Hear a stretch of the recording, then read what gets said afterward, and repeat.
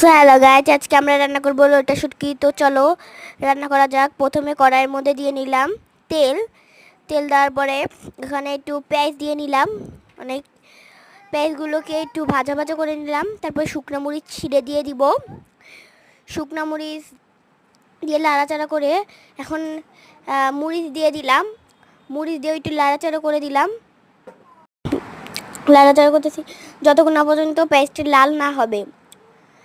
পেঁয়াজটা লাল হওয়ার পর একটু পানি দিয়ে দিলাম পেঁয়াজের মধ্যে।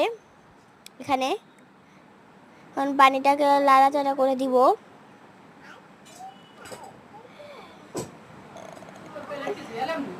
তারপরে এখানে একটু রসুন বাটা দিব। তারপর দিয়ে নিব পরিমাণ মতো লবণ।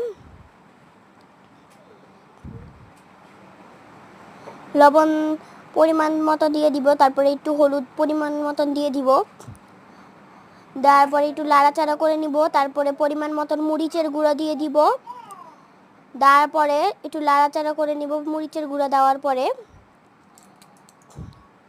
দেখুন কালারটা অনেক সুন্দর আসছে। তারপরে এখন আলু কুচি করে ভিজিয়ে রাখছিলাম, সেগুলো এখন দিব।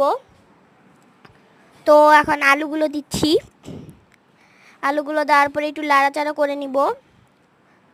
তো এখানে আমার লাড়াচাড়া করেছি।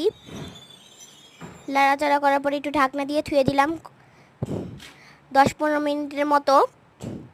15 মিনিট পরে এসে দেখি কি, ও মা, এটার কত সুন্দর কালার বের হয়েছে। তারপর একটু লাড়াচাড়া করে দিলাম। দেখুন কত সুন্দর কালার। এখন শুটকিগুলোকে আগে ভেজে রাখছিলাম, এখন দিয়ে দিলাম। আর এখানে রসুন দিয়ে দিলাম। তারপর একটু লাড়াচাড়া করে দিলাম। পানি দিলাম এখানে পরিমাণ মতো। ঢাকনা দিয়ে ঢেকে দিয়েছি। তারপর এখন ঢাকনা উঠিয়ে দেখলাম কত সুন্দর। দেখুন, আমার কাছে এটার কালারটা খুব ভালো লেগেছে। তারপর এখানে ঢাকনা দিয়ে ঢেকে দিলাম। 5 মিনিট রাখার পরে খোলার পরে ঢাকনাটা উঠানোর পরে দেখুন কত সুন্দর কালার আসছে। এখন আমি ভাত খাই। তো চলো। এতটা মজা হয়েছে, বলার মতন না। এইটা আমার কাছে খুব ভালো লাগছে। তো এই দেখো, আমি খেতে খেতে অনেকগুলো খেয়ে ফেললাম।